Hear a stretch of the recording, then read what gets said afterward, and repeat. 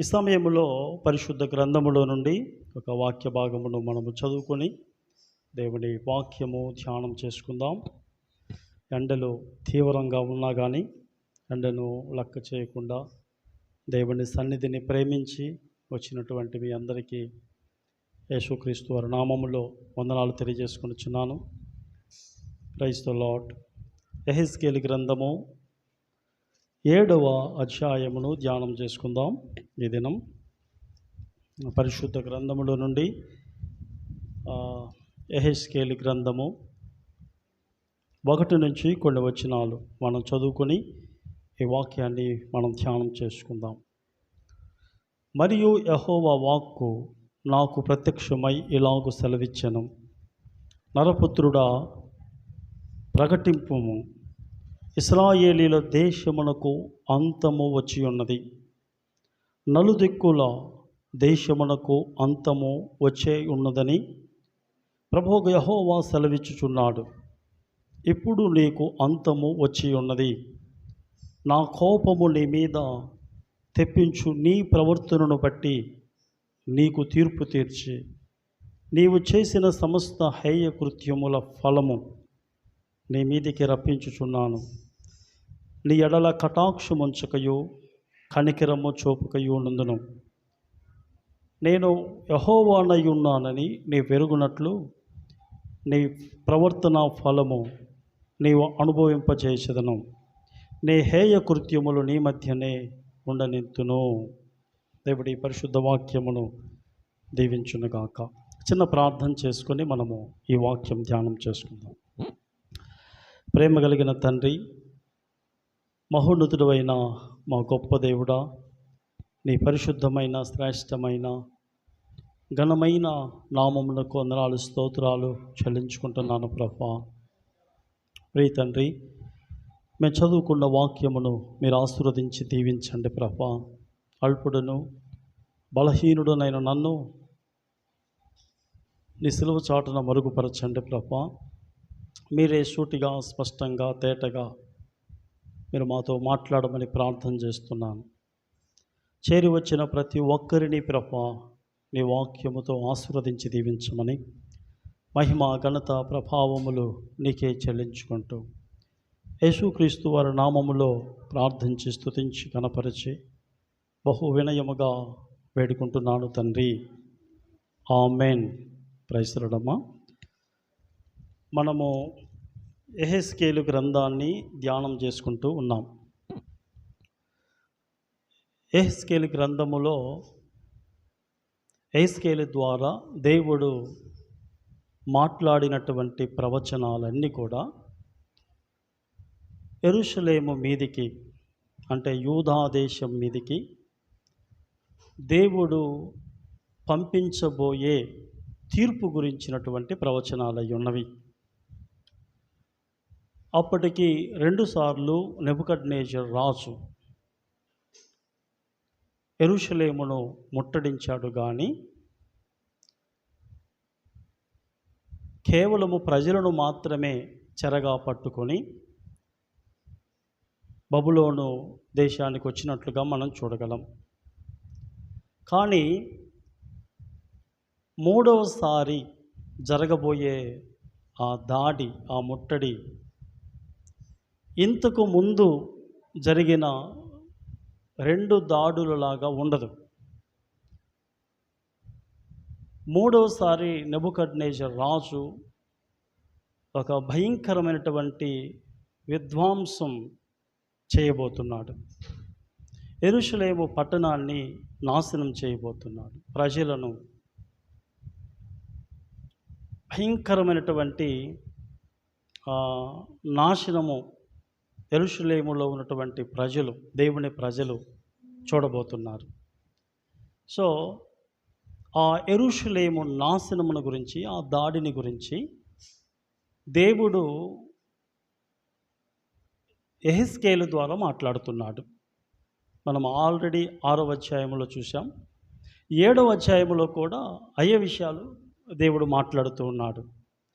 ఏమంటున్నాడంటే, మనము మొదటి 3 వచనాలను మనం చూసినట్లయితే అక్కడేం రాయబడి ఉంటుందంటే, యెరూషలేము అంతము గురించి మనం చూస్తూ ఉన్నాం. పదే పదే ఈ పదము మనకి 3 వచనాలలో కనపడుతుంది. యెహోవా వాక్కు నాకు ప్రత్యక్షమై ఇలాగు సెలవిచ్చెను. దేవుడు మాట్లాడుతున్నాడు ఎహెజ్కేలు ద్వారా. ముఖ్యంగా చెరలో ఉన్నటువంటి ఇశ్రాయేలీయులతో దేవుడు మాట్లాడుతున్నాడు.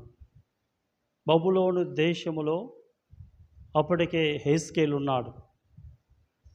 రెండవసారి నెబుకద్నెజర్ రాజు యెరూషలేమును ముట్టడించి ఒక 10,000 మందిని తీసుకుని వెళ్ళాడు. ఆ 10,000 మందిలో ఎహెజ్కేలు కూడా ఉన్నాడు. ఈ విషయాన్ని మనము 2వ రాజుల గ్రంథంలో చదువుతాం.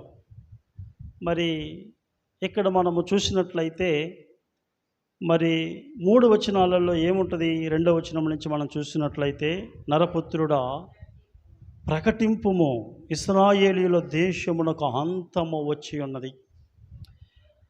నలుదిక్కుల దేశమునకు అంతము వచ్చే ఉన్నది. ప్రభువు యెహోవా సెలవిచ్చును, ఇప్పుడు నీకు అంతము వచ్చే ఉన్నది. జాగ్రత్తగా గమనించండి, ఎన్నిసార్లు ఆ మాట దేవుడు మాట్లాడుతున్నాడో చూడండి. అంతము వచ్చి ఉన్నది, అంతము వచ్చి ఉన్నది, అంతము వచ్చి ఉన్నది అనే మాటను మనము తరచుగా మనము చూస్తూ ఉన్నాం. నా కోపము నీ మీద తెప్పించు, నీ ప్రవర్తనను బట్టి నీకు తీర్పు తీర్చి, నీవు చేసిన సమస్త హేయ కృత్యముల ఫలము నీ మీదికి రప్పించుచున్నాను. నేను ఇక ఒక భయంకరమైనటువంటి శిక్షను చూడబోతున్నావు. ఇప్పటి వరకు నేను చూపించినటువంటి దీర్ఘశాంతానికి ఇంక అంతం వచ్చింది. ఇక దీర్ఘశాంతం నేను సహించలేను, ఇక నేను ఓర్చుకోలేను. నేను చాలా సహించాను. దేవుడు అంటున్నాడు, నీ పట్ల నేను చాలా దీర్ఘశాంతం చూపించాను కదా. ఈ రోజుల్లో కూడా దేవుడు చాలా దీర్ఘశాంతం కలిగి ఉన్నాడు. మానవుడి పట్ల ఎంతో సహనాన్ని కలిగి ఉన్నాడు దేవుడు. కానీ మానవుడు దేవుని సహనాన్ని పరీక్షిస్తున్నాడు. మానవుడు దేవుని యొక్క దీర్ఘశాంతమును పరీక్షిస్తున్నాడు. అందుకనే భయంకరమైనటువంటి కార్యాలు దేశంలో మనం చూస్తూ ఉన్నాం. భయంకరమైనటువంటి మాటలను మనము వింటూ ఉన్నాం లోకస్తుల నుంచి. దేవుడంటే భయం లేదు, భక్తి లేదు, దేవుడు వింటున్నాడు, దేవుడు చూస్తున్నాడు అనే స్పృహ లేకుండా ప్రజలు ప్రవర్తిస్తున్నారు కదా. దేవుడు సహిస్తాడు, అవకాశాలు ఇస్తాడు, ఎన్నో అవకాశాలు ఇస్తాడు. దేవుడు మానవుడి పట్ల చాలా దీర్ఘశాంతం కలిగి ఉంటాడు. అంటే దేవుడు సహిస్తూ ఉంటాడు, బాధపడుతుంటాడు.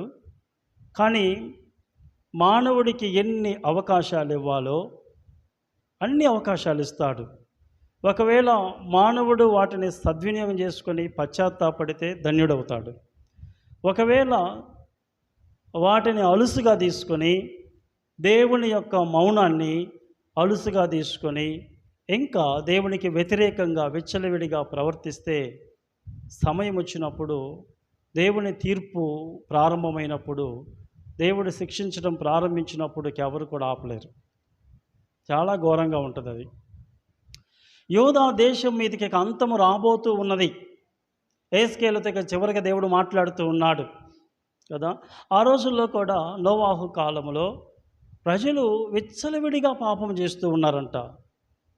ఈ దినాలలాగానే ఉన్నదంట నోవాహు దినాలలో కూడా. ఈ దినాలలో కూడా ప్రజలు, మనం ఎంత చెప్పినా కానీ ప్రజలకు అర్థం కావటం లేదు. ఈ లోకానికి అంతం రాబోతూ ఉన్నది. యేసు ప్రభు వారు రాబోతూ ఉన్నారు. యుద్ధములు, కరువులు, దేశం మీదకి దేశము, జనం మీదకి జనము, ఇవన్నీ చూస్తున్నప్పుడు యేసు ప్రభు వారి రాకడ సమీపముగా ఉన్నదంటే ప్రజలకు అర్థం కావటంలో మన మాటలు ప్రజలు ఎప్పుడు విన్నయే కదా అనుకుంటూ ఉన్నారు. నోవాహు కాలములో కూడా ప్రజలు ఏమనుకున్నారంటే, జలప్రళయం రాబోతూ ఉన్నది, సిద్ధపడండి. దేవుడు మాట్లాడుతూ ఉన్నాడు, నోవాహు ద్వారా దేవుడు మాట్లాడుతూ ఉన్నాడు. సిద్ధపడండి, ఓడలోనికి రండి, పశ్చాత్తాపడండి, దేవునికి లోబడండి. జలప్రళయము ద్వారా ఈ లోకాన్ని దేవుడు నాశనం చేయబోతున్నాడు దేవుడు మాట్లాడాడు. కానీ ప్రజలు వారి హృదయాలను కఠినం చేసుకున్నారంట. నోవాహు చెప్పిన మాటలు ప్రజలు వినలేదు, దేవునికి లోబడలేదు. ప్రజలు ఇంకా ఎక్కువగా పాపం చేయటం ప్రారంభించారు. అప్పుడు దేవుడు అంటాడు, ఆదికాండము 6వ అధ్యాయం 13వ వచనంలో ఏమంటాడు దేవుడు? ఆదికాండము 6వ అధ్యాయం 13వ వచనాన్ని చదువుకుందాం. దేవుడు నోవాహుతో సమస్త శరీరుల మూలముగా భూమి బలత్కారముతో నిండి ఉన్నది కనుక నా సన్నిధిని వారి అంతము వచ్చే ఉన్నది. ఇక వారిని భూమితో కూడా నాశనం చేయదును. వారికి అంతం వచ్చింది, దేవుడు ప్రకటించేశాడు. కానీ వెంటనే అంతం చేశాడా? లేదు. దేవుడు వారిని హెచ్చరించాడు, వారికి విషయాన్ని చెప్పాడు. దాదాపుగా నోవాహు ఆ రోజులలో ఓడను 120 సంవత్సరాలు నిర్మించాడంట. అంటే మానవునికి దేవుడు ఎన్ని అవకాశాలు ఇచ్చాడో మనం చూడగలం. కానీ మానవుడు తన హృదయాన్ని కఠినం చేసుకున్నాడు. దేవుడు చెప్పినట్లుగానే ఒకరోజు జలప్రళయం భూమి మీదకి వచ్చింది. 40 రాత్రింబగళ్ళు ప్రచండ వర్షము భూమి మీద కురిసిందంట. ఆనాటి లోకమంతా కూడా మరి నశించిపోయినట్లుగా మనం చూడగలం. దేవుని మాటకు లోబడి దేవుని యందు విశ్వాసం ఉంచినటువంటి నోవాహు కుటుంబమును దేవుడు కాపాడినట్లుగా, రక్షించినట్లుగా, ఓడలో భద్రపరిచినట్లుగా దేవుని వాక్యములో మనం చూస్తున్నాం. సొదొమ గొమొర్రా మనందరికీ తెలుసు. 19వ అధ్యాయంలో సొదొమ గొమొర్రానికి దేవుడు ఎలాంటి తీర్పు తీర్చాడు. సొదొమ గొమొర్రా పట్టణాలు కూడా దేవుని భయము లేకుండా విచ్చలవిడిగా పాపం చేశారు. ఆ ఊరికి దేవదూతలు వెళ్తే ఈవెన్ దేవదూతలతో కూడా పాపము చేయడానికి వారు సాహసించినట్లుగా మనం చూడగలం. అంటే వారి పాపము ఎంత ఘోరముగా ఉన్నదో ఆలోచించండి, ఎంత ఘోరంగా ఉన్నదో ఆలోచించండి. ఆ ఇంటికి వచ్చినటువంటి దేవదూతలతో కూడా పాపము చేయటానికి వారు ఒడిగట్టారంటే ఎంత భయంకరమో చూడండి. ఏమైపోయింది? దేవుడు ఆకాశము నుంచి అగ్ని కురిపించి ఆ ఊరిలో ఒక్కడు కూడా మిగలలేదు. ఇక్కడ లోతు కుటుంబం తప్ప. ఈవెన్ లోతు భార్య ఉపస్తంభం అయిపోయింది. ఆ కుటుంబాన్ని దేవుడు సపరేట్ చేశాడు. సొదొమ గొమొర్రా పట్టణాలను దేవుడు బూడిద చేసినట్లుగా మనం చూడగలం. ఒక్కలను కూడా బయటికి వెళ్ళనివ్వలేదు, ఒక్కరు కూడా తప్పించుకోలేదు.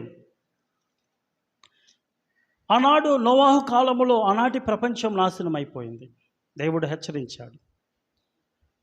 లోతు కాలములో సొదొమ గొమొర్రాలు దేవుడు పూర్తిగా బూడిద చేసినట్లుగా మనం చూడగలం. అసలు దీని అంతటికి కారణం ఏంటి? దేవుడు అంటున్నాడు 3వ వచనంలో ఏమంటున్నాడు? దేవుడు ఇక్కడ మాట్లాడుతూ, నా కోపము నీ మీద తెప్పించు నీ ప్రవర్తనను బట్టి. మన ప్రవర్తనే మన నాశనానికి కారణం ఏంటంట? మన ప్రవర్తన, మనము చేసే హేయకృత్యములు, దేవునికి అసహ్యకరమైనటువంటి క్రియలు, అసహ్యకరమైనటువంటి పనులు దేవుని కోపానికి కారణమైంది, దేవుని ఆగ్రహానికి కారణమైనట్లుగా మనం చూస్తున్నాం. ఆనాడు వారు చేసినటువంటి క్రియలు దేవునికి బహుగా కోపము తెప్పించాయి. వాళ్ళు ఏం చేశారు? మనము 6వ అధ్యాయములో మనం చూసాం. దేవుడు కొండలతో, పర్వతములతోటి, లోయలతోటి, వాగులతోటి ప్రకటించమన్నాడు. అంటే దాని అర్థం ఏంటి? వారు కొండల మీద ఏం చేశారు, లోయలలో ఏం చేశారో మనము గత అధ్యాయములో మనము నేర్చుకున్నాం. కొండల మీద వారు విగ్రహారాధన చేశారు, లోయలలో వారు పిల్లలను బలిగా అర్పించినట్లుగా మనము చూడగలం. ఇలాంటి దేవునికి అసహ్యకరమైనటువంటి పనులు చేశారు వారు చూడగలం. విగ్రహారాధన, వ్యభిచారం అనే పాపముతో సమానముగా బైబిల్ గ్రంథంలో చూడగలం. ఇశ్రాయేలీయులు పచ్చని ప్రతి చెట్టు కింద వ్యభిచారం చేశారంట. అంటే జీవము కలిగినటువంటి దేవుణ్ణి వదిలిపెట్టి వారు వేటితో సంబంధం పెట్టుకున్నారంటే బొమ్మలతో సంబంధము పెట్టుకున్నారు. కానానీయుల దేవతలతోటి వారు రిలేషన్ పెట్టుకున్నారు, సంబంధాన్ని కలిగి ఉన్నట్లుగా మనము చూడగలం. వాళ్ళ ప్రవర్తన, మన ప్రవర్తన ఎలా ఉన్నది దేవుని ఎదుట? చాలా ఇంపార్టెంట్ ఇది. మనం చేసినటువంటి పనులు, మనం చేసినటువంటి క్రియలు దేవునికి ఇష్టముగా ఉంటున్నాయా? మనం దేవునికి ఇష్టముగా నడుస్తున్నామా? దేవుని ఎదుట మన ప్రవర్తన ఎలా? ఆనాడు ఇశ్రాయేలీయుల ప్రవర్తన దేవుని ఎదుట సరిగా లేదు. ఆనాడు ఇశ్రాయేలీయులు చేసినటువంటి పనులు దేవునికి చాలా అసహ్యాన్ని కలిగించినట్లుగా మనం చూడగలం. అందుకనే 4వ వచనంలో దేవుడు అంటాడు, 2 పనులను నేను చెయ్యను, 2 పనులను నేను చేస్తానంటున్నాడు దేవుడు. ఆ 2 పనులు ఏంటి అంట? 4వ వచనంలో అంటాడు, నీ ఎడల కటాక్షం ఉంచకయు, నేను ఇక నీ మీద కటాక్షం చూపించను, నేను ఎవరిని వదిలిపెట్టను, ఇక కనికరాన్ని చూపించను. అయిపోయింది. ఇక దేవుడు కనికర సంపన్నుడు. అంటే వాళ్ళు అది దాటి, అది మీరి పాపం చేశారు. దేవుడు గీసినటువంటి గీతను కూడా ఇక దాటారు. దేవుడు ఏమంటున్నాడంటే, ఇక మీ మీద కనికరాన్ని చూపించను. అంటే దేవుడిచ్చిన అవకాశాన్ని వారు దుర్వినియోగం చేసుకున్నారు. దేవుడు సౌలుకు చాలా అవకాశాలు ఇచ్చాడు. ఆయన పాపము ఎంత మితిమీరిపోయిందంటే ఇక దేవుడు వదిలేశాడు. ఇక ఒక టైం వచ్చినప్పుడు దేవుడు ఆయనతో మాట్లాడటానికి ఇష్టపడలేదు. ఇక్కడ ఇశ్రాయేలీయుల పరిస్థితి కూడా అలానే ఉన్నది. ఇక నేను మిమ్మల్ని కనికరించను, మీ మీద కటాక్షం చూపించను, అసలు 2 విషయాలు నేను చేయనిక అని దేవుడు చెప్తున్నాడు. కానీ 2 విషయాలు చేస్తాను అంటున్నాడు. ఆ 2 ఏంటంట? ఆ 2 ఏంటంటే, నీ ప్రవర్తన ఫలము నువ్వు అనుభవింపజేస్తున్నావు, నువ్వు చేసిన దానికి మూల్యం చెల్లించాలా, వదిలిపెట్టను. రెండవదిగా, నీ హేయ కృత్యములు నీ మధ్యనే ఉండనిత్తును. అంటే నువ్వు ఏటినైతే చేసుకొని పూజించావో వాటిని నీ మధ్యలో ఉంచుతాను, వాటి ఎదుట నిన్ను చంపుతాను, నీ శవాలను వాటి చుట్టూ వేస్తాను. అదే కదా దేవుడు చెప్పింది. మనము 6వ అధ్యాయంలో అదే కదా మనం చదువుకున్నది. అవి తీసివేయలేక నేను నిన్ను ఒకవేళ సెరగా తీసుకొని పోయినా కానీ నేను నిన్ను ఎవరికి అప్పగిస్తాను? నెబుకద్నెజర్ రాజుకు అప్పగించబోతున్నాను. యేస్కేలు ద్వారా ఏం మాట్లాడబోతున్నాడు? నేను ఇప్పుడు ఏమేమైతే చెప్పబోతున్నానో వాటిని నువ్వు చూడబోతున్నావు. ఇశ్రాయేలీయులతో దేవుడు మాట్లాడుతున్నాడు. ఇది క్రీస్తు పూర్వం 593 నుంచి దేవుడు యేస్కేలు ద్వారా మాట్లాడుతున్నాడు. 586 BCలో యుద్ధము ప్రారంభమైంది యెరూషలేము మీద. ఇక దేవుడు ఏ విషయాలైతే ఇర్మియా ద్వారా, యేస్కేలు ద్వారా దేవుడు మాట్లాడాడో అవన్నీ చూస్తారు వాళ్ళు. ఎందుకంటే దేవుడు అబద్ధాలు చెప్పడు, భ్రమ పెట్టడు. దేవుడు ఏం చేసినా కానీ ఆయన సత్యమే, ఏం చెప్పినా కానీ ఆయన సత్యమే చెబుతాడు కదా. దేవుడు ఏమైతే చెప్పాడో వాటిని నెరవేర్చినట్లుగా మనము చూస్తూ ఉన్నాం. వాళ్ళ మీదికి పంపించబోయే శిక్ష చాలా వింతైనదంట. 5, 6, 7 వచనాలలో మనం చదువుతాం. అది చాలా ఇక దగ్గరగా ఉన్నది. 5, 6 వచనాలు చదువుతాం. అది సమీపించుచున్నది. నేను పంపించబోయే శిక్ష అనగా నెబుకద్నెజరు ద్వారా మీ మీదికి రాబోయే శిక్ష అది కాసుకొని ఉన్నది. ఇక దేవుడు ఎప్పుడు అనుమతిస్తే అప్పుడు వాళ్ళ మీద పడటానికి అది దగ్గర అవుతూ ఉన్నది. గమనించండి అమ్మా. నేనేం చేసినా కానీ నేను బాగానే ఉన్నానులే, నేనేం చేసినా కానీ దేవుడు నన్ను ఏమంటం లేదులే. దేవుని యొక్క మౌనము మనం దేవునికి వ్యతిరేకంగా మనం చేస్తున్న వాటిని సమర్థిస్తున్నట్లు కాదు. దేవుడు మౌనంగా ఉన్నాడంటే దేవుడు అవకాశం ఇస్తున్నాడని అర్థం, సహిస్తున్నాడు అని అర్థం. ఈరోజన్నా పశ్చాత్తాపడి నా వైపు తిరుగుతాడు, లేకపోతే రేపన్నా లోబడతాడు అని దేవుడు ఎదురు చూస్తున్నాడని అర్థం. మనం చేసే వాటిని, మనం దేవునికి వ్యతిరేకంగా చేసే వాటిని ఎప్పుడు దేవుడు సమర్థించడు. ఎందుకంటే దేవుడు పాపముతో రాజీ పడ్డాడు ఎప్పుడు కూడా. ఆయన పరిశుద్ధుడు, ఆయన పిల్లలు కూడా పరిశుద్ధంగా ఉండాలని ఆయన ఆశపడుతూ ఉంటాడు. నేను పరిశుద్ధుడనై ఉండలాగున మీరును పరిశుద్ధులై ఉండాలా. ఇక్కడ దేవుడు ఏమంటున్నాడంటే 5, 6, 7 వచనాలలో ఏమంటున్నాడు? ప్రభువు యెహోవా సెలవిచ్చినదేమనగా, దురదృష్టం, వింతైన దురదృష్టం సంభవించుచున్నది. చాలా వింతగా ఉంటుంది. ఇంతకుముందు వాళ్ళు ఎప్పుడు చూడని బహు భయంకరమైనటువంటి దుర్దినమును చూడబోతున్నారు. దుర్దినం 7వ వచనంలో ఆ మాట ఉంటుంది. అంతము వచ్చుచున్నది, అంతమే వచ్చుచున్నది, అది నీ కొరకు కనిపెట్టుచున్నది. ఎప్పుడు అవకాశం వస్తే అప్పుడు వాళ్ళ మీద పడటానికి. దేశ నివాసులారా, మీ మీదికి దుర్దినము వచ్చుచున్నది. దుర్దినం ఇంకా ఏంటిదంట? వచ్చుచున్నది, సమయము వచ్చుచున్నది, సమయము సమీపమాయను. ఉత్సాహధ్వని కాదది, అది శ్రమధ్వని. నేను నా క్రోధము నీ మీద కుమ్మరింతును, నీ మీద నా కోపమును నెరవేర్చుచు నీ ప్రవర్తనను బట్టి నీకు తీర్పు తీర్చి నీ సమస్త హేయకృత్యముల ఫలము నీ మీదకి రప్పించేదను. నువ్వు చేసిన దానికి మూల్యం నువ్వు తప్పకుండా చేయాల్సి ఉంది. మనం ఏం చేస్తే దానికి తగ్గ మూల్యము చెల్లించాలి. అందుకని దేవుడు ఏం చెప్పాడంటే, భయము నుండి పాపము చేయొద్దు అన్నాడు. పాపము వలన వచ్చు జీతము మరణం. మనం దేవునికి వ్యతిరేకంగా చేసే ప్రతిదానికి కూడా మన మూల్యం చెల్లించాలి. ప్రైస్ కాస్ట్ ఉంటుంది దానికి. ఇప్పుడు దేవుడు ఏమంటున్నాడంటే, నువ్వు చేసిన ప్రతిదానికి మూల్యము చెల్లించే సమయము చాలా దగ్గరగా ఉన్నది, చాలా సమీపముగా ఉన్నది. అది చాలా వింతగా ఉంటుంది. నువ్వు ఇంతకుముందు ఎప్పుడూ చూడలేదు. చాలా స్ట్రేంజ్గా ఉంటుంది. ఇంతకుముందు 2 సార్లు ఆల్రెడీ నెబుకద్నెజర్ రాజు పట్టణమును ముట్టడించాడు, కానీ ఏం చేయలేదు. ఓన్లీ ప్రజలను మాత్రమే తీసుకుని వెళ్ళాడు. ఈసారి దాడి అలా ఉండదు.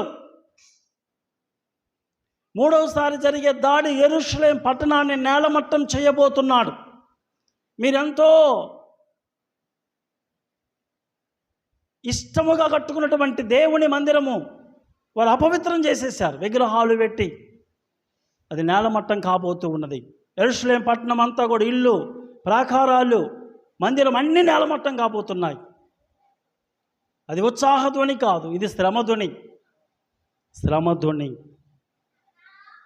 మనం చూసినట్లయితే 3వ వచనం 4వ వచనములో దేవుడు ఏ ప్రవచనం అయితే పలికాడో సేమ్ ప్రవచనాన్ని ఆయన 9, 10 వచనాలలో కూడా పలుకుతాడు. 8, 9లో కూడా మనం చూస్తాం. ఇంకా కొంతసేపటికి నేను నా క్రోధమును నీ మీద కుమ్మరింతును, నీ మీద నా కోపము నెరవేర్చు, నీ ప్రవర్తనను బట్టి నీకు తీర్పు తీర్చి నీ సమస్త హేయ కృత్యముల ఫలము నీ మీదకి రప్పించి. ఇదే సంగతిని దేవుడు 4వ వచనంలో కూడా చెప్పాడు. అదే విషయాన్ని మళ్ళీ చెబుతున్నాడంటే అర్థం ఏంటి?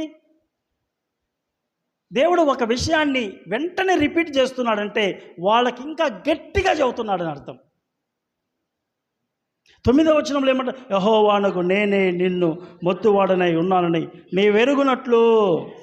ఇక్కడ మనం చూసినట్లయితే యెహోవానైన నేనే నిన్ను మొత్తువాడనై ఉన్నాను. ఇక్కడ దేవుని యొక్క పేరు మనకు కనపడుతున్నది. ఇక్కడ దేవుడు మనకు బైబిల్ గ్రంథంలో కొన్ని పేర్లు తెలుసు, మన పాటలు కూడా పాడుతుంటాం. యెహోవా నిస్సీ, అవునా? యెహోవా రాఫా అంటే స్వస్థపరచువాడని అర్థం. యెహోవా నిస్సీ అంటే యెహోవా విజయం ఇచ్చువాడని, కాపాడువాడు అని. లేకపోతే అమాలేకీయులతో దేవుడు యుద్ధం చేయువాడు అని మనం నిర్గమాకాండం 17వ అధ్యాయంలో చూస్తాం. యెహోవా నిస్సీ అంటే. యెహోవా ఈరే అంటే దేవుడే చూసుకున్నాను. ద లార్డ్ విల్ ప్రొవైడ్, దేవుడే చూసుకున్నాను. మనం ఆదికాండం 22వ అధ్యాయంలో మనం చూస్తాం. గొర్రెపిల్లను దేవుడే చూసుకున్నాను. ఆడ గొర్రెపిల్లను దేవుడే చూసుకున్నాను, దేవుడే విజయాన్ని ఇస్తాడు యెహోవానిస్తే. ఇక్కడేం చదువుతున్నాం మనము? యెహోవానగు నేనే నిన్ను మొత్తువాడను. దీన్ని ఏమంటారంటే, దీని ఇక్కడ ఒక పేరు, దేవుని పేరు ఉన్నది ఇక్కడ, యెహోవా మక్కే. యెహోవా మక్కే అంటే దేవుడు మొత్తువాడు అని అర్థం అన్నమాట. మనల్ని కాపాడే దేవుడు, మనకు కావలసిన అన్నిటినీ ప్రొవైడ్ చేసే దేవుడు. కానీ దేవునికి వ్యతిరేకంగా మనం పాపం చేస్తే మనల్ని మొత్తే దేవుడు కూడా ఆయన వదిలిపెట్టడు. మన దేవుడు జాలి కలిగిన వాడు, ప్రేమ కలిగిన వాడు అని మనకిష్టం వచ్చినట్లుగా జీవించడానికి వీలు లేదు. అందుకని యేసు ప్రభువు వారు ఏమన్నారంటే, ఆయనకిష్టమైన కార్యము నేను ఎల్లప్పుడూ చేసేదనంటాడు. మనము దేవునికి ఇష్టమైన కార్యాన్ని మనం ఎప్పుడు చేసేవారముగా ఉండాలి. Praise the lord. చూసారా, యెరూషలేము పట్టణము మీదికి రాబోయే శిక్షణ గురించి దేవుడు యేసుకేలు ద్వారా మాట్లాడుతూ ఉన్నాడు. దేవునికి ఎంత కోపమో చూడండి విగ్రహారాధన అంటే. దేవునికి ఇష్టంగా జీవించకపోతే అని ఎంత బాధపడుతున్నాడో చూడండి. దేవుడు మళ్ళీ మాట్లాడుతున్నాడు, పదే మాట్లాడుతున్నాడు. ఇంకా దేవుడు ఏమంటున్నాడంటే 10వ వచనంలో ఏమంటున్నాడు? ఇదిగో ఇదే ఆ దినము, అది వచ్చే ఉన్నది, ఆ దండము పూచి ఉన్నది. ఏంటిదంట? గర్వము చిగిరించి ఉన్నది. ఎవరి గర్వం ఇది? ఎవరి గర్వం గురించి మాట్లాడుతున్నాడు? ఇశ్రాయేలీల గర్వం గురించి మాట్లాడుతున్నాడు దేవుడు. బలాత్కారము గురించి మాట్లాడుతున్నాడు. ఎవరి బలాత్కారం ఇది? ఇశ్రాయేలీల బలాత్కారం. అస్సలు దేవుని మాట వింటం లేదు వాళ్ళు, అస్సలు దేవుని మాట వింటం లేదు. 586లో నెబుకద్నెజర్ రాజు యెరూషలేము మీద దాడి చేసి ఈ బీభత్సం అంతా సృష్టించిన తర్వాత రాజుని కుమారులను నెబుకద్నెజర్ రాజు బబులోను దేశానికి తీసుకుని వెళ్ళి తన తండ్రి ఎదుటనే కుమారులను చంపేస్తాడు. ఆ రాజు ఎదుటనే సిద్కియాని ఏం చేస్తారు మీకు గుర్తున్నదా? 2 కళ్ళు పీకేస్తాడు. ఎంత ఘోరంగా ఉంటుందో చూడండి. వీళ్ళు ఏం చేశారు అసలు దేవునికి వ్యతిరేకంగా? ఎందుకు దేవునికి ఇంత కోపం చెప్పండి? దేవునికి ఎందుకు అంత కోపం? వాళ్ళు ఏం చేశారు? కొండల మీద, పర్వతాల మీద విగ్రహారాధన చేశారు. లోయలలో చైల్డ్ సాక్రిఫైస్ చేశారు. దేవుడు వారిని ఎవరికి అప్పగించాడు ఇప్పుడు? నెబుకద్నెజర్ రాజు. ఎవరు నెబుకద్నెజర్ రాజు? బబులోను రాజు. బబులోను పట్టణం అంటే అది ఎలాంటి పట్టణం? అది బబులోను దేశం విగ్రహారాధనతో నిండి ఉన్న దేశం. అది లోపలికి వెళ్తే కంప్లీట్గా మన గుడులు కనపడతాయి. ఎక్కడ చూసినా బొమ్మలే. మనం ఏ పాపానికి చోటిస్తామో దేవుడు హెచ్చరిస్తాడు. అది మంచిది కాదంటాడు. దాని నుంచి బయటపడమంటాడు, వదిలిపెట్టమంటాడు. దేవుని మాట వినకపోతే దేవుడు ఏం చేస్తాడంటే దానికి అప్పగించేస్తాడు. ఇక వీళ్ళు విగ్రహారాధన చేశారు. చివరికి దేవుడు ఏం చేశాడంటే విగ్రహారాధనతో నిండి ఉన్న దేశానికి దేవుని ప్రజలైన ఇశ్రాయేలీలను తీసుకెళ్ళి అప్పగించేశాడు. ఇక మీ ఇష్టం పోండి.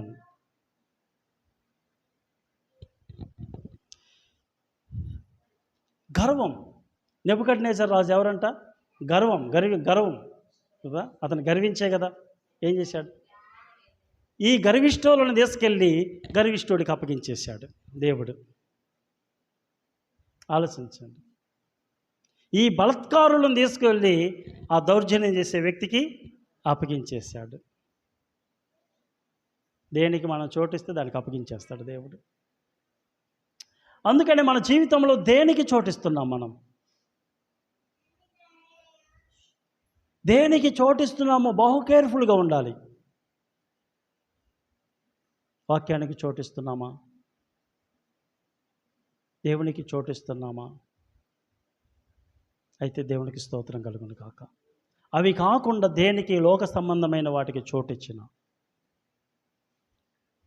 అవి మనలను పతనానికి తీసుకుని వెళ్తాయి. వాక్యమే దానికి, మనకు వాక్యం తెలియజేస్తుంది ఆ మాటలు. ఇంకా ఏమంటున్నాడు? వారిలోనైనా వారి గుంపులోనైనా వారి ఆస్తుల్లో వారికి ఉన్న ప్రభావంలో ఏమీయో శేషింపదు, ఏమీ మిగలదంట. అది పాపము చేసే పని ఏంటంటే ఇక మనలో ఏమీ మిగలనివ్వదు పాపం. ఏమీ మిగలదు, ఇక ఖాళీ అయిపోతాం. పాపానికి, అవిధేయతకు చోటిచ్చిన, పాపానికి చోటిచ్చిన, సైతానుకు చోటిచ్చిన వాడు ఏం చేస్తాడంటే, పాపం ఏం చేస్తుందంటే కంప్లీట్గా మనము ఎండిపోయేటట్లుగా చేస్తుంది. మనం ఖాళీ అయిపోతాం. యెరూషలేము నుంచి ఒక వ్యక్తి యెరికో పట్టణానికి ప్రయాణం చేస్తున్నాడు. అతను ఎవరు పట్టుకున్నారు? దొంగల చేతిలో చిక్కాడంట. ఎప్పుడు వదిలిపెట్టారంట? కొన ఊపిరితో అన్నీ దోసుకున్నారంట. కొన ఊపిరితో వదిలిపెట్టారు, ఏమీ మిగిల్చలేదు. నయోమి మోయాబు దేశానికి వెళ్ళింది, అన్నీ కోల్పోయింది. కుమారులను కోల్పోయింది, భర్తను కోల్పోయింది, అన్నీ కోల్పోయింది. ఆమంటది మళ్ళా బెత్లెహేం వచ్చిన తర్వాత ఏమంటదంటే, నేను సమృద్ధి గలదాననై వెళ్ళి తిని ఇప్పుడు నేను రిక్తురాలుగా వచ్చి తిని. ఆమె మధురంగా వెళ్ళింది, ఇప్పుడు నేను మారా చేదు అంటది. చూసారా? అన్నీ కోల్పోయింది. పాపానికి చోటిస్తే మనం అన్నీ నష్టపోతాం. సాతానుడు అలా చేస్తాడు. లోతు ఐగుప్తు దేశానికి వెళ్ళాడు, అన్నీ కోల్పోయాడు, ఏం మిగలలేదు. ఫ్యామిలీ అంతా బ్రోకెన్ అయిపోయింది, ఏం మిగలలేదు. ఆయన సంతోషాన్ని కలిగించే ఒక్కటి జరగలేదు అక్కడ. ఐగుప్తు దేశానికి వెళ్ళాడు. అబ్రహాముతో ఉన్నప్పుడు బాగానే ఉన్నాడు. అబ్రహాము సహవాసంలో ఉన్నప్పుడు ఎప్పుడైతే ఆయన ఐగుప్తుని చూజ్ చేసుకుని వెళ్ళాడో అప్పటి నుంచి ఆయన పతనము ప్రారంభమైంది.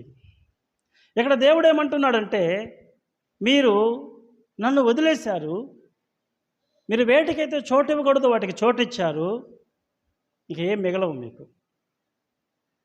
ఆ నెబుకద్నెజరు ఏమీ మిగలనివ్వడు, అన్నీ దోసుకుంటాడు, మీరు అన్నీ కోల్పోతారు అని 11వ వచనంలో దేవుడు యెహెజ్కేలు ద్వారా మాట్లాడుతున్నాడు. వాళ్ళకి జరగబోయే తీర్పుల గురించి మాట్లాడుతున్నాడు. అదే జరిగినట్లుగా మనము చూడగలం. 12వ వచనంలో మనం ఏం చూస్తామంటే, కాలము వచ్చుచున్నది, దినము సమీపమాయను, వారి సమూహం అంతటి మీద ఉగ్రత నిలిచి ఉన్నది కనుక కొనువానికి సంతోషం ఉండ పని లేదు. అమ్మువానికి యాక్చువల్గా తల్లిదండ్రుల నుంచి వంశపారంపర్యంగా వచ్చినటువంటి ఆస్తిని సహజంగా వారు అమ్మరు ఇశ్రాయేలీలు. మనం కూడా అమ్మటానికి ఇష్టపడమనుకోండి, కానీ కొంతమంది అమ్ముకుంటూ ఉంటారు వారి అవసరతలను బట్టి. కానీ ముఖ్యంగా ఇజ్రాయెల్ దేశంలో అయితే వంశపారంపర్యంగా వచ్చినటువంటి ఆస్తిని అమ్మరు. ఏదన్నా ఆర్థిక ఇబ్బందులు వచ్చి వారు ఒకవేళ అమ్మవలసి వస్తే చాలా బాధపడతారు, వాళ్ళు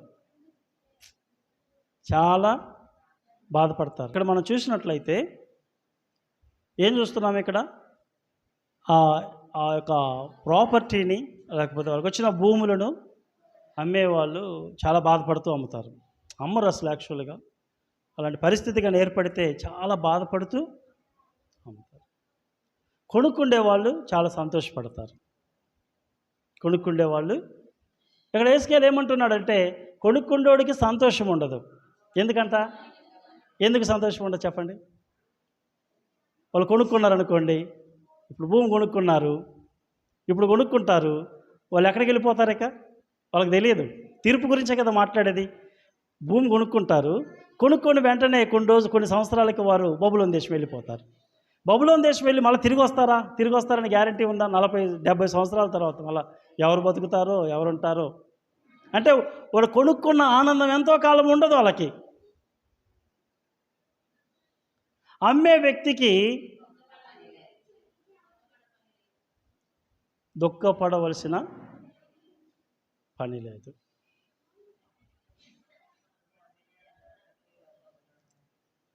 ఎందుకంటే ఒకవేళ అమ్మినా కానీ ఎవరికైతే అమ్మారో వాళ్ళు తీసుకునేది ఏమీ లేదు. మళ్ళీ రిటర్న్ ఇవ్వడానికి యాక్చువల్గా అయితే యూదులలో ఏం జరిగిద్దంటే ఎవరి దగ్గరన్నా ఏదైనా ప్రాపర్టీగా ఉంటే 50 సంవత్సరాలకి మళ్ళీ రిటర్న్ ఇవ్వచ్చు. జూబ్లీ అంటారు, 50 ఇయర్స్కి ఒకసారి వస్తుంది అది. ఎవరు ప్రాపర్టీస్ని వాళ్ళకి రిడీమ్ చేసుకోవచ్చు, అంటే మళ్ళీ అమ్మిన వ్యక్తి దగ్గర నుంచి కొనుక్కోవచ్చు, మళ్ళీ రిడీమ్ చేసుకోవచ్చు, నాది నాకు ఇవ్వండి అని. ఆ అవకాశము కూడా ఉండదు ఇక. ఎందుకని? వారిని దేవుడు నెబుకద్నెజర్ రాజు చేతికి 70 సంవత్సరాలు అప్పగించబోతూ ఉన్నాడు. ఆ సంగతిని ఇక్కడ హెస్కేలు ద్వారా మాట్లాడుతూ ఉన్నట్లుగా మనం చూస్తూ ఉన్నాం. ఎందుకంటే ఆ వ్యక్తి క్లియర్గా 13 వచనంలో, వారు బ్రతికి ఉన్నను అమ్మువాడు అమ్మిన దానికి తిరిగి రాడు. ఒకవేళ అమ్మిన వ్యక్తి మళ్ళీ అమ్మిన దాన్ని స్వాధీనం చేసుకోవడానికి, సపోజ్ ఎవరైనా అమ్మారు, వాళ్ళు ఇంకా లోకల్లోనే ఉన్నారనుకోండి, దాన్ని స్వాధీనం చేసుకోవడానికి అమ్మిన వ్యక్తి మళ్ళీ తిరిగి రాడు. ఎందుకంటే వాళ్ళు బబులోను దేశానికి వెళ్ళబోతున్నారు, సెరగా వెళ్ళబోతున్నారు కాబట్టి. ఈ దర్శనం వారి సమూహం అంతటికి నీ చెందును, అది తప్పక జరుగును. ఏదో దేవుడు ఆషామాషగా చెప్పడం లేదు, వారిని బెదిరించడానికి చెప్పడం లేదు. వారి పాపము పండింది. దేవుడు గత 40 సంవత్సరాల నుంచి ఈ మాటలు ప్రకటిస్తున్నాడు. ఇర్మియా ద్వారా చాలా క్లియర్గా చెప్తున్నాడు. ఎందుకంటే వాళ్ళు దేవుని మీద తిరుగుబాటు చేస్తున్నారు. తిరుగుబాటు చేయటం,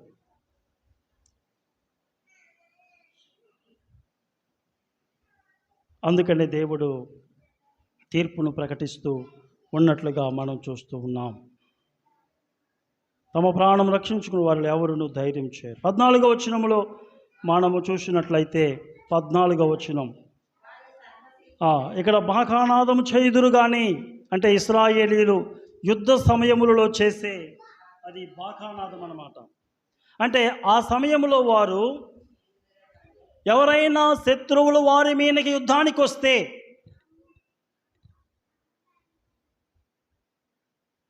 ఇశ్రాయేలీల సైన్యం ఏం చేస్తుంది? మన మీదకి శత్రువులు యుద్ధానికి వస్తున్నారని బాకానాదము ఊస్తారు. ఒక బాకా తీసుకొని ఊస్తారు. ఆ సౌండ్ విని అందరూ కూడా సిద్ధపడతారు శత్రువుల మీద యుద్ధం చేయటానికి. కానీ రేపు నెబుకద్నెజర్ రాజు వీళ్ళ మీదకి యుద్ధానికి వచ్చినప్పుడు బాకానాదము ఊస్తారు, కానీ ఎవరు సిద్ధపడరంట. 14వ వచనంలో అంటారు, బాకానాదము చేయుదురు కానీ వారి సమూహం అంతరం వెనుక ఉగ్రత వచ్చి ఉన్నది కనుక యుద్ధమునకు పూనుకొని వాడు అక్కడ ఉండడు. ఎవరు యుద్ధానికి రారు,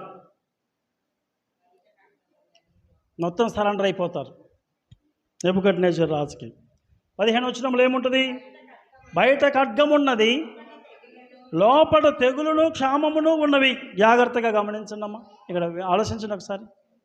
బయట ఏమున్నదంట? అర్థం ఏంటి? లోపల తెగులేంటి, కరువేంటి? లోపల బయట ఖడ్గం అంట, లోపల తెగులు, కరువు. అర్థం ఏంటి? ఆలోచించండి. అదనమాట. ఇక్కడ మనం చూసినట్లయితే నెబుకద్నెజర్ రాజు తన సైన్యంతో వస్తాడు, యెరూషలేము చుట్టూ ముట్టడిస్తాడు, మోహరింపజేస్తాడు సైన్యాన్ని. బయటికి ఎవరన్నా వస్తేనేమో ఖడ్గముతో చంపుతారు, లోపల ఉన్నోళ్ళేమో కరువుతో చచ్చిపోతారంటే బయట నుంచి ఆహారం లోపలికి వెళ్ళదు. కొన్ని నెలలు నెబుకద్నెజర్ రాజు సైన్యాన్ని మోహరింపజేస్తాడు. కొన్ని నెలలు, సంవత్సరానికి ఇంకా ఎక్కువే అయింది. అన్ని రోజులు ఆహారం బయట నుంచి లోపలికి వెళ్ళకపోతే ఎవరైనా బతుకుతారా? వాళ్ళ దగ్గర బహుశా ఎంతకాలానికి ఉంటే మాత్రం కొంతకాలం, కొన్ని రోజులు ఉంటాయి అంతే. నెలల తరబడి ఎలా మరి బయట నుంచి పోకపోతే? అప్పుడు ఏం జరిగిద్దంటే ప్రజలు ఒకరినొకరు పీక తింటారు, చంపుకొని తింటారు, కొంతమంది చచ్చిపోతుంటారు. చచ్చిపోయిన తర్వాత అక్కడ ఏమొస్తున్నాయి? తెగుళ్ళు వస్తున్నాయి, అనారోగ్యాలు వస్తున్నాయి. ఆ వాసనకి చనిపోయిన డెడ్ బాడీస్, ఒక పక్క కుప్పలు కుప్పలు చచ్చిపోతున్నారు ప్రజలు, ఒకరినొకరు పీక తింటున్నారు. ఈ విధంగా లోపల ఉన్నోళ్ళేమో తెగులు చేత, కరువు చేత చచ్చిపోతారు. తప్పించుకోవడానికి కొంతమంది వెళ్ళిపోతారంట, కొంతమంది కొంతమంది ఖడ్గము చేత చచ్చిపోతారు, కొంతమంది ఏదో రకంగా లోయలలో పడి పారిపోతూ ఉంటారంట. 16వ వచనంలో మనం చూస్తాం, వారిలో ఎవరైనా ఒకవేళ ఎవరైనా తప్పించుకుంటే వారందరూ లోయలోను గువ్వల వలె పర్వతముల మీద తమ దోషములను బట్టి మూలుగుదురు. అప్పుడు వారు చేసినటువంటి పాపాలు వారికి గుర్తొస్తుంటాయి. వాళ్ళు చేసిన చెడుతనాలు, వారు చేసిన విగ్రహారాధన, వారు ఏమేం చేశారో హేయ కృత్యములు, హేయము, దేవునికి హేయమైనవి చాలా ఉన్నాయి బైబిల్ గ్రంథంలో. అవన్నీ గుర్తొచ్చి వాళ్ళు మూలుగుతున్నారంట. బహుశా వాళ్ళకు వాక్యం కూడా గుర్తొచ్చి ఉంటుంది, ఇర్మియా చెప్పిన మాటలు గుర్తొచ్చి ఉంటాయి, హెస్కేలు చెప్పిన మాటలు గుర్తొస్తుంటాయి. దేవుడు వారితో అనేక విధాలుగా మాట్లాడాడు, పరిస్థితుల ద్వారా దేవుడు మాట్లాడాడు, పరిస్థితుల ద్వారా. అవన్నీ గుర్తొచ్చి వాళ్ళు బాధపడుతున్నారు. గుర్తు చేస్తాడు దేవుడు, గుర్తు చేస్తాడు మన దేవుడు. మనం చెప్పిన మాట వినకపోతే దేవుడు పొలైట్గా వాక్యము ద్వారా, దైవజనుల ద్వారా దేవుడు ఏదైనా మాట్లాడినప్పుడు మనము వినకపోతే దేవుడు ఏం చేస్తాడు? పరిస్థితుల ద్వారా మాట్లాడతాడు. ఇప్పుడు వారి ద్వారా దేవుడు పరిస్థితుల ద్వారా మాట్లాడుతున్నాడు. వాళ్ళు తప్పించుకొని పోయిన వాళ్ళు ఇంకా తలుసుకొని మూలుగుతున్నారంట. ఇంకా గమనించినట్లయితే ఆ తీర్పు యొక్క రిజల్ట్ ఎలా ఉంటుందంటే, వాళ్ళ కాళ్ళల్లో సత్తువ, అందరి చేతులు సత్తువ తప్పుడు నిస్సహాయ స్థితి, నరాలు వదిలిపోయినట్లుగా అనిపిస్తుంది. కొన్నిసార్లు మనం అంటుంటాం కదా, ఏదో పట్లు వదిలిపోయినట్టుందండి నాకు, శరీరం అంతా కూడా, మోకాళ్ళు, చేతులు నరాలు వదిలేసినట్టున్నాయండి అంటుంటాం మనం కొన్నిసార్లు. వీళ్ళకి నరాలు వదిలేసినట్టు అయిపోయింది. ఒక్కోసారి వినకూడని షాకింగ్ న్యూస్ విన్నప్పుడు కాళ్ళు చేతులు పనిచేయవు మనకి, అవునా కదా? వాస్తవమే కదా? ఏం పనిచేయవు, ఏం చేయాలో అర్థంగా కూలబడిపోతాం. అలాంటి పరిస్థితి వచ్చేసింది. చుట్టూ సైన్యము, భయం, నెబుకద్నెజర్ వచ్చినట్టు చంపేస్తూ ఉన్నాడు. అలాంటి పరిస్థితి రాబోతూ ఉన్నది. ఇట్ ఈస్ వెరీ క్లియర్, ఇది జరిగింది. ఇప్పుడు మనమేమో జరగబోయే దాని గురించి చెప్పుకుంటున్నాం. 6 సంవత్సరాల తర్వాత జరిగింది. వాక్యము మనము ప్రాక్టికల్గా ధ్యానం చేసుకోవాలి, అక్షరార్థంగా ధ్యానం చేసుకోవాలి. ప్రాక్టికల్గా మనం వెళ్ళాలి, అక్షరార్థం లిటరల్గా మనము ధ్యానం చేసుకుంటే దేవుని వాక్యము ఎంత సత్యమో మనకు అర్థమవుతుంది. ఇది చరిత్రలో జరిగినటువంటి విషయాలు. ఇంకా ఆ రోజు జరిగినవి ఈ మధ్య కాలంలో మన కళ్ళతో చూసాం కొన్ని, అది కూడా దేవుడు రాయించాడు. ఆ రోజు వాళ్ళు ఏం చూశారో మనము కూడా ఈ మధ్య కాలంలో ఒక 2 సంవత్సరాల కిందట మనం అదే చూసాం. అదేంటో మనం చూద్దాం. చూడండి ఒక్కసారి నెక్స్ట్ వచనంలో, వారు గోనపట్ట కట్టుకుందరు, వారికి ఘోరమైన భయం కలిగింది. వాళ్ళకి భయం. చూడండి అమ్మా, ఆ రిజల్ట్, ఆ పాపం యొక్క రిజల్ట్ ఎంత ఘోరంగా ఉందో చూడండి. వీక్నెస్, భయం, అవమానం, చూడండి, సిగ్గు. పాపము ఇన్ని అవమానం తెస్తుంది, సిగ్గు తెస్తుంది, భయం తెస్తుంది, ఏడుపు తెస్తుంది.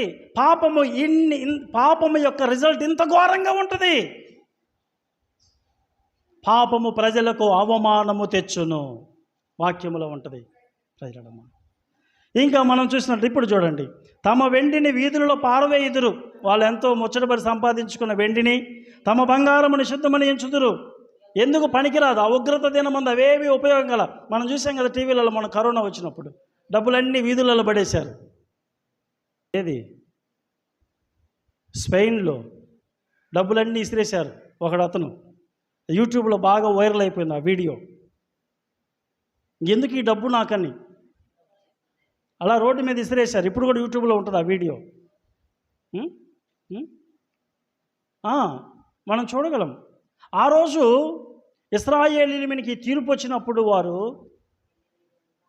ఆ బంగారం కానీ ఆ వెండి కానీ వాళ్ళ ఆకలి తీర్చలేకపోయినాయి. ఎంత బంగారం ఉంటే ఏం ప్రయోజనం ఉన్నది? ఎంత డబ్బు ఉంటే ప్రయోజనం ఏమున్నది? పంటలు పండకపోతే డబ్బుల్ని తింటామా? బంగారం తింటామా ఏమన్నా? అమ్మా అదే ఇక్కడ అదే క్లియర్గా ఉన్నది ఆ మాట. ఇక్కడ చూడండి కావాలంటే అదే మాట ఉంటుంది. చూడండి సిస్టర్, చదవండి సిస్టర్. ఇక్కడ కిందికి అదే వచ్చినప్పుడు చివరికి వచ్చేసరికి మనం చూడగలం. అభ్యంతరం, దాని వలన వారు తమ ఆకలి తీర్చుకొని జాలక పోదురు. దాని వలన అంటే బంగారం చేత వెండి చేత వారు తమ ఆకలి తీర్చుకున్న జాల. తమ ఉదరం అంటే కడుపు, ఉదరం అంటే కడుపు పోషించుకున్న జాలక పోదురు. ఉగ్రత దినమందు ఆస్తి అక్కరకు రాదు. డబ్బు, బంగారము, వెండి మన ఆకలి తీర్చదు. అందుకని ఆ రోజు ఇశ్రాయేలీయులు ఏం చేశారంటే, ఎందుకు మనకి ఇప్పుడు కావాల్సింది పిరికిడు అన్నం, కానీ అన్నం లేదు. తప్పిపోయిన కుమారుడు ఎందుకు తిరిగి వచ్చాడు?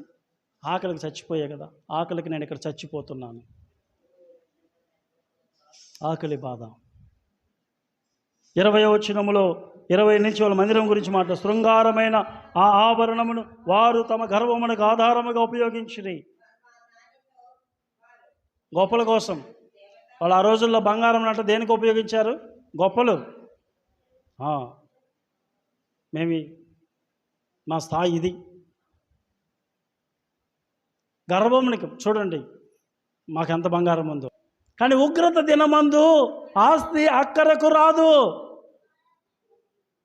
దేవుని ఉగ్రత యెరూషలేము మీదకి వచ్చినప్పుడు నెబుకద్నెజర్ రూపంలో అవేవి అక్కరకు రాలేదంట. వాళ్ళకి అక్కరకు రావు అని చెప్పాడు దేవుడు. నిజంగానే అవి అక్కరకు రాలేదు. వారు ఏం చేశారంటే దాని గర్వమునకు ఆధారముకు దానితో వారు హేయమైన దేవతల విగ్రహములు, వారు బంగారాన్ని ఏం చేశారంట? వాళ్ళకున్న బంగారంతో విగ్రహాలు తయారు చేశారంట. ఎంత భయంకరమమ్మా! దేవుడు ఒకవేళ మనల్ని బ్లెస్ చేస్తే మంచి బంగారంతో, డబ్బుతోటి, మంచి ఇల్లుతోటి, మంచి బిడ్డలతోటి మనల్ని దేవుడు బ్లెస్ చేశాడు అనుకోండి, అవి మన జీవితంలో విగ్రహాలుగా మారకూడదు. అంటే దేవుని కంటే వాటిని మనం ఎక్కువగా ప్రేమించకూడదు. అవన్నీ దేవుని తర్వాతనే అన్నట్లుగా మనం జీవించాలి. దేవుని స్థానాన్ని దేనికి కూడా మనము ఇవ్వకూడదు. దేవుని కంటే ఎక్కువగా దేనిని ప్రేమించినా అది మన జీవితంలో విగ్రహం అవుతుంది. వీళ్ళు ఏం చేశారంటే వాళ్ళ బంగారాన్ని విగ్రహం తయారు చేశారట. నేను దానికి వారికి రోతగా చేసేదను. ఇంకా వీళ్ళు ఏం చేశారంటే వారు దాన్ని అపవిత్ర పరుచున్నట్లుగా అన్యజనుల చేతికి దోపిడి సొమ్ముగాను దుర్మార్గులైన జనులకు లూటీగా నేను దాన్ని అప్పగించను.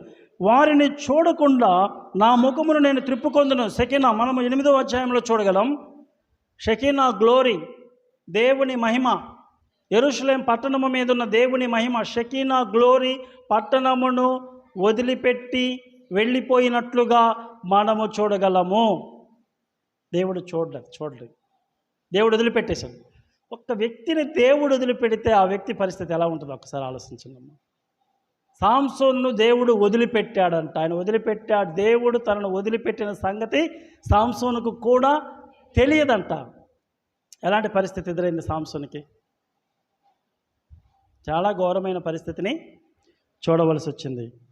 అప్పుడేం జరిగిందంట? నేనేమంటున్నాను, దేవుడు ఏమంటున్నాడు ఇక్కడ? నేను అప్పగించను. వారిని చూడకుండా నా ముఖమును నేను త్రిప్పుకొందును. దేవుడు వెళ్ళిపోతాడు అక్కడి నుంచి, యెరూషలేము పట్టణం నుంచి. శత్రువులు నా నిధి స్థానమును, అంటే ఏంటిది నిధి స్థానం అంటే? దేవుని ట్రెజరర్ ఎక్కడ ఉంటుంది? దేవుని మందిరం. వాళ్ళు దేవుని మందిరాన్ని అపవిత్రం చేశారు. దేవుని మందిరంలో బొమ్మలు పెట్టారు. వాళ్ళు బంగారంతో తయారు చేయించుకున్న బంగారాన్ని, ఆ బంగారుతో తయారు చేసిన ఆ బొమ్మలను ఎక్కడ పెట్టారు? దేవుని మందిరంలో పెట్టారు. ఆ యొక్క నెబుకద్నెజర్ రాజు వచ్చి మందిరాన్ని నాశనం చేసి ఆ మందిరంలో ఉన్న దేవుని నిధిలో ఉన్న వాటన్నిటిని ఎత్తుకొని పోతాడు. నా నిధి స్థానమును అపవిత్ర దొంగలు జ్వరబడి దానిని అపవిత్రపరచుదురు. దేశము రక్తముతో నిండి ఉన్నది, పట్టణము బలత్కారముతో నిండి ఉన్నది, సంఖ్యలు సిద్ధపరచుము. ఎలా ఉన్నది దేశము? బలత్కారముతో నిండి ఉన్నది. యెరూషలేం పట్టణం. దౌర్జన్యాలు ఎక్కువైపోతున్నాయి. మనం అదే చూస్తున్నాం ఇప్పుడు కూడా. ఎక్కడ చూసినా దౌర్జన్యాలు ఎక్కువైపోతున్నాయి, బలత్కారం ఎక్కువైపోతుంది. బలవంతులు బలహీనుల మీద పడిపోతున్నారు, బెదిరిస్తున్నారు, దోసుకుంటున్నారు. అన్యాయం ఎక్కువైపోతుంది, లంచం ఎక్కువైపోతుంది, దౌర్జన్యాలు ఎక్కువైపోతున్నాయి. ఇవన్నీ ఎక్కువైపోతున్నాయి. ఇవన్నీ దేనికి కారణం అంటే ఇవి వారికి అంతము చాలా దగ్గరగా ఉన్నదని అర్థం. ఇవి ఎవరైతే ప్రోత్సహిస్తున్నారో, వీటిని ఎవరైతే చేస్తున్నారో, దౌర్జన్యాలు కానీ బలత్కారము కానీ, ఆ రోజు యెరూషలేం పట్టణము రక్తముతో నిండి ఉన్నదంటే అర్థం ఏంటి? అక్కడ నరహత్యలు జరుగుతూ ఉన్నాయి. ఇప్పుడు నరహత్య అంటే దేనికి సాదృశ్యం? ఒక వ్యక్తిని ద్వేషించడమే ఆ వ్యక్తిని చంపినట్లు. మత్తయి సువార్తలో మాట, ఒక వ్యక్తిని మనం చంపాల్సిన పని లేదు. దేవుని స్వరూపమందు సృజించబడినటువంటి మానవుణ్ణి ద్వేషించడమే హత్య చేసినట్లు. ఇవే మనం చూస్తున్నాం ఇప్పుడు. ఒకరినొకరు ద్వేషించుకోవటం, ఒకరిని ఒకరు దూషించుకోవడం, ఒకరినొకరు శపించుకోవడం, ఇవన్నీ మనం చూస్తున్నాం. వీటికి ఎవరైతే చోటిస్తారో, ఇవి ఎవరైతే చేస్తారో, వీటిని ఎవరైతే ప్రోత్సహిస్తారో వాళ్లకు అంతము చాలా దగ్గరగా ఉన్నది.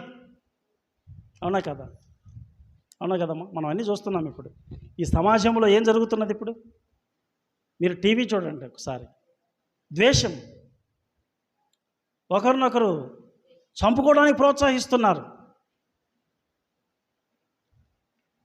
ఎంత ఘోరమో చూడండి. అంతము చాలా దగ్గరగా ఉన్నది.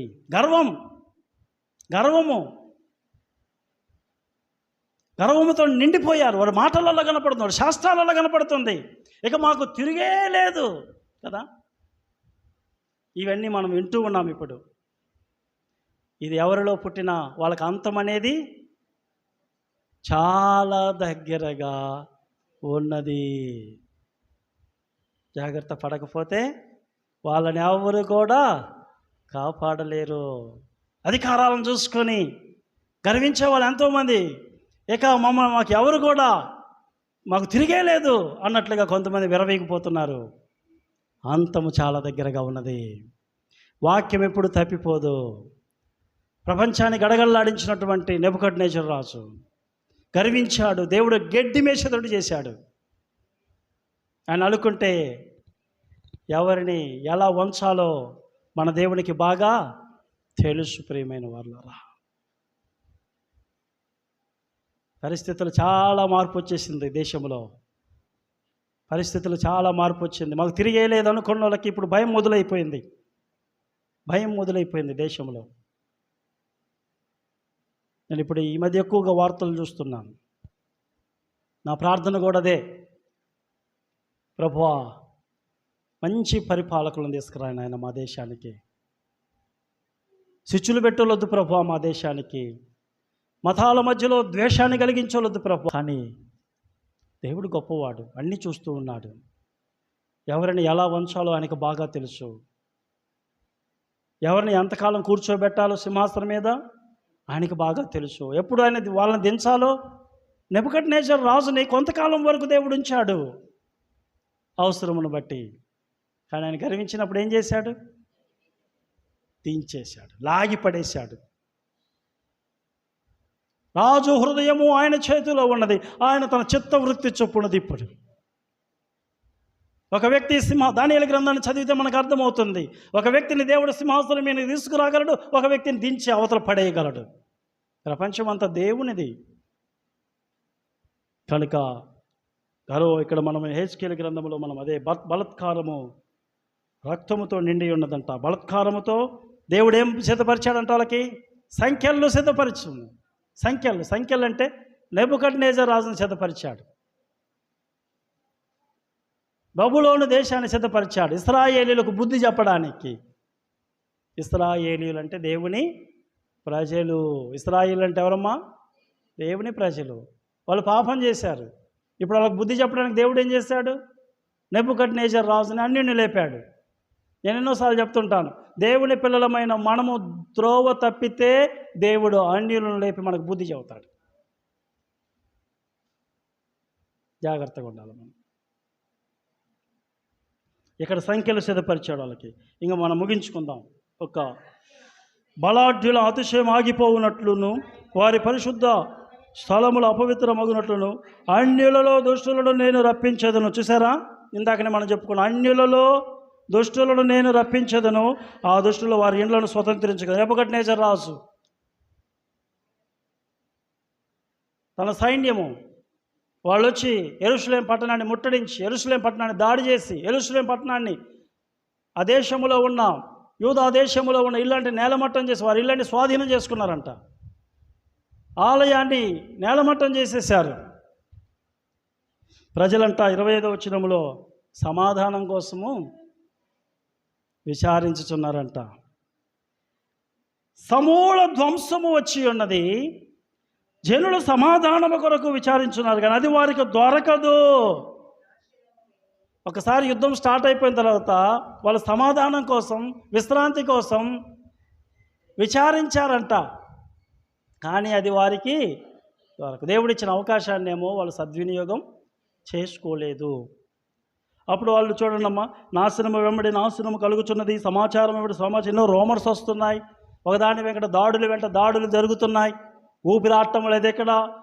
వెంటనే వారు ప్రవక్త దగ్గరికి వెళ్తున్నారు, విచారణ చేదురు, యాజకుల దగ్గరికి వెళ్తున్నారు. అది వాళ్ళ వల్ల కాకపోయినా పెద్దల దగ్గరికి ఆలోచన చేయకే ఉన్నారు, పెద్దలు ఆలోచన చేయకే ఉన్నారు. రాజులు వ్యాకుల పడుచున్న, అధికారులు భీతి నుండి ఉన్నారు.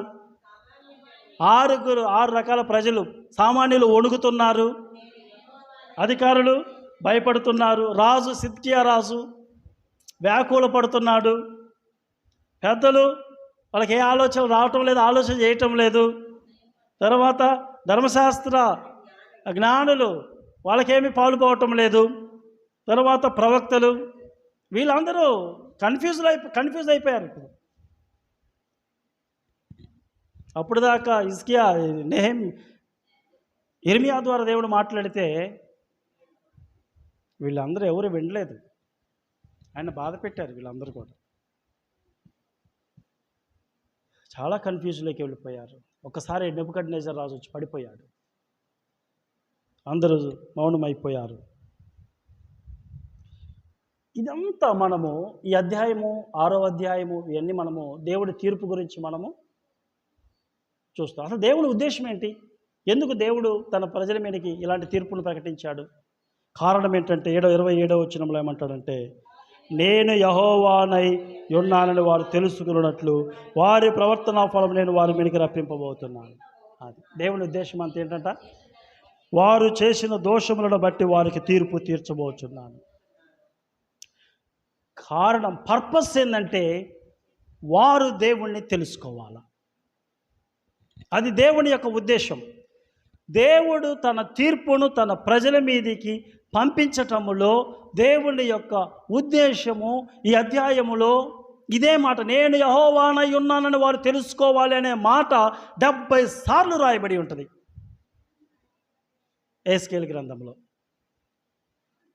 22 సంవత్సరాలు యెహెజ్కేలు ప్రవచిస్తాడు యెరూషలేము మీదకి రాబోయే తీర్పు గురించి. 22 సంవత్సరాలు యెహెజ్కేలు చెప్పిన ప్రవచనాలన్నీ కూడా 48 అధ్యాయాలలో యెహెజ్కేలు గ్రంథంలో రాయబడి ఉంటుంది. 22 సంవత్సరాలు. ఉద్దేశం ఏంటంట, పర్పస్ ఒక్కటే, వారు దేవుణ్ణి వదిలిపెట్టారు. నిజమైన దేవుడిని యెహోవాను వారు తెలుసుకోవాలి. ఇది దేవుని యొక్క పర్పస్. మనలను దేవుడు శిక్షించటంలో దేవునికి ఒక ఉద్దేశం ఉంటుంది. ఆయన ఉద్దేశం లేకుండా ఏమీ చేయడు. ఆయన ఏదైనా మనతో మాట్లాడుతున్నాడు అంటే దాని ఉద్దేశం ఏంటంటే ఎక్కడో మనము త్రోవ తప్పిపోయాం. ఆయన మనలను శిక్షించుచున్నాడంటే మంచి దారిలో మనలను పెట్టడానికి శిక్షిస్తున్నాడు. దేవుడు ఈ దాడి జరిగిన తరువాత, ఈ దాడి 586లో ఈ దాడి జరిగింది. కొన్ని నెలలు ఈ యుద్ధం జరిగింది. తరువాత వాళ్ళు బబులోనికి చెరగొని కొంతమంది చచ్చిపోతారు. ఖడ్గం ద్వారా చచ్చిపోయిన వాళ్ళు ఖడ్గం ద్వారా, తెగులు చేత చచ్చిపోయిన వాళ్ళు తెగులు ద్వారా, కరువు చేత చచ్చిపోయిన కరువు ద్వారా, మిగిలిన వాళ్ళందరూ కూడా బబులోని దేశానికి వెళ్ళిపోతారు.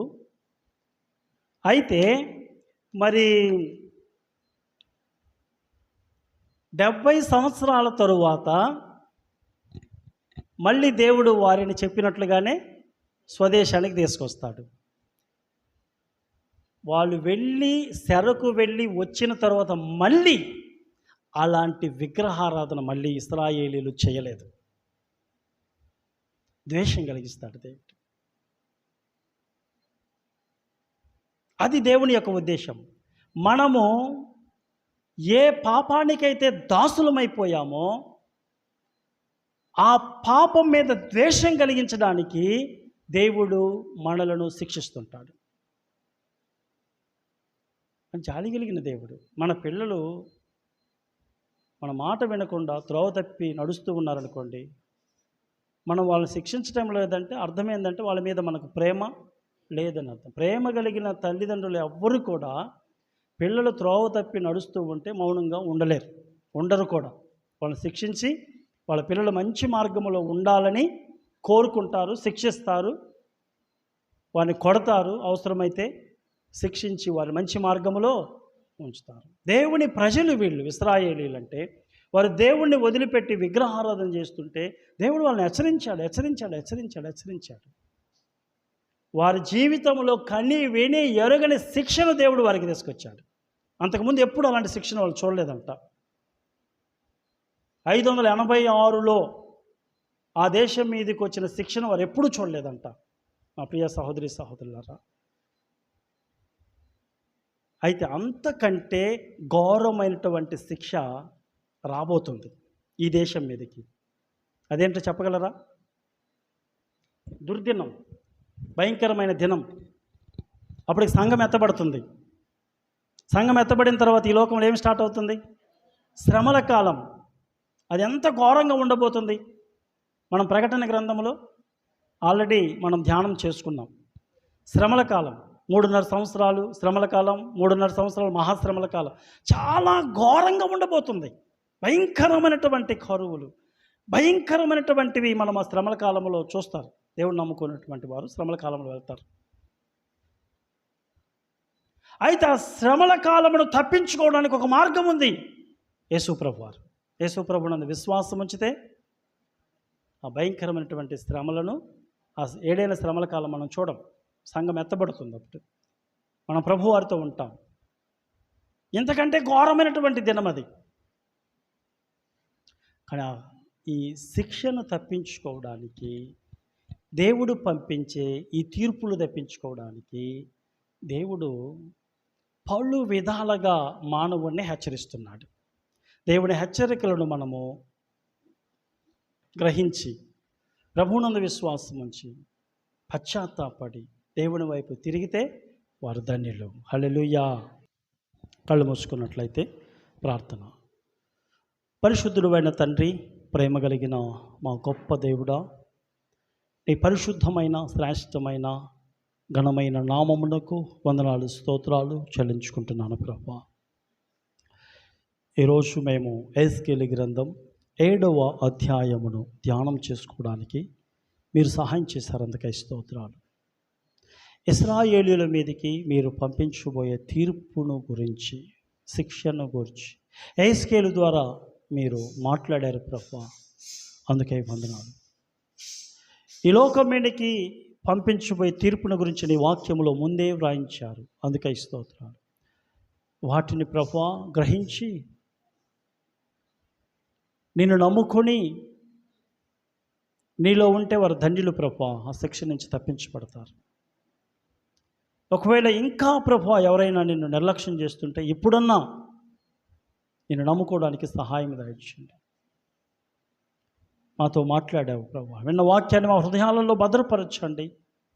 వాక్యానుసారంగా జీవించే కృప మీరు మాకు అనుగ్రహించి నడిపించమని మహిమ ఘనత ప్రభావములు నీకే చెల్లించుకుంటూ యేసుక్రీస్తు వారు నీ వాక్యాన్ని విన్న ప్రతి ఒక్కరిని బహుగా దీవించి బలపరచుమని మహిమ ఘనత ప్రభావములు నీకే చెల్లించుకుంటూ యేసుక్రీస్తు వారి నామములో ప్రార్థించి స్తుతించి గణపరచి బహు వినయముగా వేడుకుంటున్నాను తండ్రి. ఆమెన్.